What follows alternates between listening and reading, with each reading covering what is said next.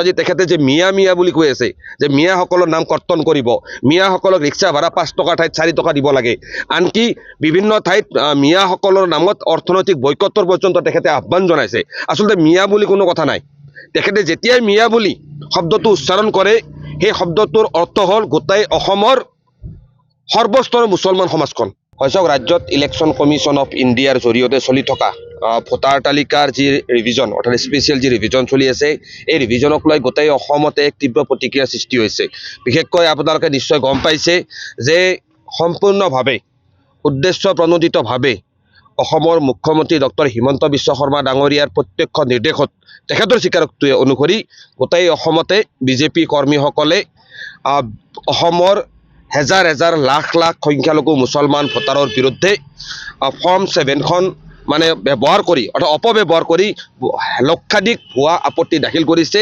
আৰু সেই ভুৱা আপত্তিৰ অজুহাতত ইলেকশ্যন কমিশ্যন অফ ইণ্ডিয়াই অসমৰ প্ৰতিটো বিধানসভা সমষ্টিতে উক্ত ভোটাৰসকলক বিভিন্ন শুনানিলৈ মাতি আছে। বা আমি গম পাইছোঁ যে BLOসকলৰ জৰিয়তে হওক মূলতঃ হেজাৰ হেজাৰ লাখ লাখ জেনুইন ভোটাৰৰ নাম ভোটাৰ তালিকাৰ পৰা কৰ্তন কৰিবলৈ এটা ষড়যন্ত্ৰ চলিছে। আচলতে আমি ক'বলৈ বাধ্য হৈছোঁ এয়া কোনো স্পেচিয়েল ৰিভিজন নহয়, এয়া হ'ল এক political revision sponsored by BJP government. Election commission of India আজিৰ তাৰিখত বিজেপি নেতৃত্বাধীন চৰকাৰৰ এটা অংগলৈ পৰিণত হৈছে, এটা শাখালৈ পৰিণত হৈছে।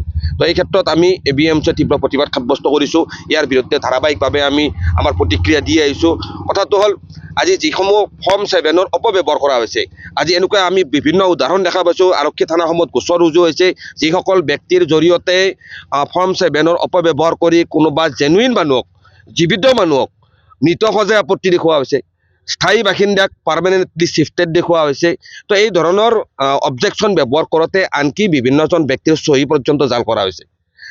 এজন ব্যক্তিৰ জৰিয়তে একোটা সমষ্টিত শতাধিক ব্যক্তিৰ বিৰুদ্ধে আপত্তি দাখিল কৰা হৈছে, বাল্ক অবজেকশ্যন দাখিল কৰা হৈছে। আৰু এয়া সম্পূৰ্ণভাৱে ভাৰতৰ এই সংসদীয় গণতান্ত্ৰিক ব্যৱস্থাটোৰ প্ৰতি ভাবুকি।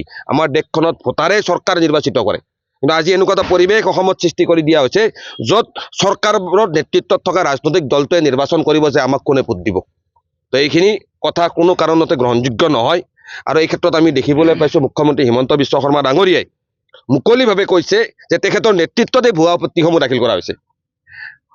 সংবিধানখন আভেল কৰা, কনষ্টিটিউশ্যন আভেল কৰাৰ শপত লোৱা মুখ্যমন্ত্ৰী এজন ৰাজ্যখনৰ মুৰব্বী, তেখেতৰ মুখেৰে এনেকুৱা ধৰণৰ অসাংবিধানিক মন্তব্য আজি যি আমি মুকলিভাৱে শুনিবলৈ পাইছোঁ, এয়া দেশৰ গণতন্ত্ৰৰ প্ৰতি মুঠি স্বাস্থ্যকৰ নহয়। আমি স্পষ্টকৈ কৈছোঁ আজি তেখেতে যে মিয়া মিয়া বুলি কৈ আছে যে মিয়াসকলৰ নাম কৰ্তন কৰিব, মিয়াসকলক ৰিক্সা ভাড়া 5 টকাৰ ঠাইত 4 টকা দিব লাগে, আনকি বিভিন্ন ঠাইত মিয়াসকলৰ নামত অৰ্থনৈতিক বয়কটৰ পৰ্যন্ত তেখেতে আহ্বান জনাইছে। আচলতে মিয়া বুলি কোনো কথা নাই। তেখেতে যেতিয়াই মিয়া বুলি শব্দটো উচ্চাৰণ কৰে সেই শব্দটোৰ অৰ্থ হ'ল গোটেই অসমৰ সৰ্বস্তৰৰ মুছলমান সমাজখন। ইয়াত গৰীয়া, মৰীয়া, উজানি, টেকি, ভাটিয়া সৰ্বস্তৰৰ মুছলমানসকলক তেখেতে মিয়া নামেৰে সম্বোধন কৰি আজি ৰাজ্যত এটা চূড়ান্ত সাম্প্ৰদায়িক মেৰু বিভাজনৰ ৰাজনীতি কৰি অহা এই বিধানসভা নিৰ্বাচনত তেখেতে এই সাম্প্ৰদায়িকতাবাদকে, এই বিভাজনৰ ৰাজনীতিকে মূল আধাৰ হিচাপে লৈ তেখেতে নিৰ্বাচনত অৱতীৰ্ণ হ'ব বিচাৰিছে। আৰু তেখেতে গম পাইছে যে তেখেতৰ বিৰুদ্ধে যিসমূহ ভোটাৰে ভোট দিবলৈ ইতিমধ্যে সাজু হৈছে সেই ভোটাৰসকলক তেখেতে যিকোনো মূল্যৰ বিনিময়ত ভোটাৰ তালিকাৰ পৰা নাম কৰ্তন কৰি বক্ৰপথৰে পুনৰাই 2026ত এই বিধানসভা নিৰ্বাচনত অৱতীৰ্ণ হয় আকৌ এবাৰ মুখ্যমন্ত্ৰী আসনত বহিব বিচাৰিছে। তো সেই ক্ষেত্ৰত আমি নিশ্চয় গম পায় যে BTCৰ যিহেতু শিডিউলত 6ষ্ঠ অনুসূচীভুক্ত এখন চৰকাৰ, আমি দেখিবলৈ পাইছিলোঁ ওদালগুৰি জিলাতো সহস্ৰ ভোটাৰৰ বিৰুদ্ধে আপত্তি দাখিল কৰা হৈছিল। আমি ABMC ওদালগুৰিত থিয় হৈ প্ৰতিবাদ কৰিছোঁ। এই শুনানি কেন্দ্ৰসমূহত আমি গৈ উপস্থিত হৈছিলোঁ। কোকৰাঝাৰতো ঠিক তেনেকুৱা তদ্ৰুপ একে ধৰণৰ আপত্তি দাখিল কৰা হৈছিল। এই মুছলপুৰৰ দীঘলডোঙাৰো শতাধিক ব্যক্তিৰ বিৰুদ্ধে আপত্তি দাখিল কৰা হৈছিল। তো এই ক্ষেত্ৰত আমি ABMCয়ে BTC চৰকাৰখনক আমি দাবী জনাইছিলোঁ যে যিকোনো মূল্যৰ বিনিময়ত যাতে BTCৰ এই প্ৰকৃত ভোটাৰসকলৰ ওপৰত আতিশয্য চলোৱা নহয়। তো আমি আমাৰ আহ্বানত, আমাৰ দাবীৰ প্ৰতি কিছু গুৰুত্ব দি BTC প্ৰধান হাগ্ৰামা মহলী ডাঙৰীয়াই আজি প্ৰায় 2 দিন পূৰ্বে ঘোষণা কৰিছে যে BTCত তেখেতে স্পেচিয়েল ৰিভিজন মানে বলবৎ হ'ব নিদিয়ে।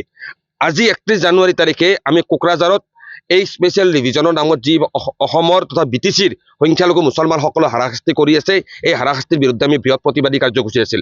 অহা 2 ফেব্ৰুৱাৰী তাৰিখে আমি ওদালগুৰিত প্ৰতিবাদী কাৰ্যসূচী গ্ৰহণ কৰিবলগীয়া আছিল। যিহেতু BTC চৰকাৰে আমাৰ দাবীৰ প্ৰতি সঁহাৰি জনাই ৰাইজৰ দাবীৰ প্ৰতি সঁহাৰি জনাই এটা খোজ আগুৱাই দি এই অঞ্চলৰ জনগণক এছাৰৰ এই আতিশয্যৰ পৰা ৰক্ষা কৰিম বুলি এটা মুকলিভাৱে প্ৰতিশ্ৰুতি দিছে। BTCৰ 5খন জিলা আয়ুক্তসকলক মাতি নি তেখেতে বৈঠক অনুষ্ঠিত কৰিছে।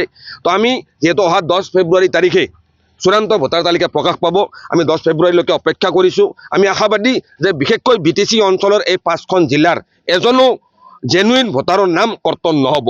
নহ'লে আগন্তুক দিনত নিশ্চয় যদি কৰ্তন হয়, আগন্তুক দিনত সমগ্ৰ BTC অঞ্চলত ইয়াৰ প্ৰতিবাদ হ'ব, গুৱাহাটীত প্ৰতিবাদ হ'ব, যন্তৰ মন্তৰ প্ৰতিবাদ হ'ব আৰু প্ৰয়োজন সাপেক্ষে আমি গুৱাহাটী উচ্চ ন্যায়ালয় আৰু নহ'লে মহামান্য উচ্চতম ন্যায়ালয়লৈকে আমি আগবাঢ়ি যাবলৈ প্ৰস্তুত। কথা এটাই, কোনো কাৰণতে জনগণৰ যি মৌলিক ভোটাধিকাৰৰ অধিকাৰ একমাত্ৰ মুছলমান হোৱা বাবে কাঢ়ি লৈ যাবলৈ বিজেপি নেতৃত্বাধীন চৰকাৰখনে ইলেকশ্যন কমিশ্যন অফ ইণ্ডিয়াক ব্যৱহাৰ কৰি যি ষড়যন্ত্ৰ কৰিছে, এই ষড়যন্ত্ৰ কেতিয়াও মানি লোৱা নহ'ব।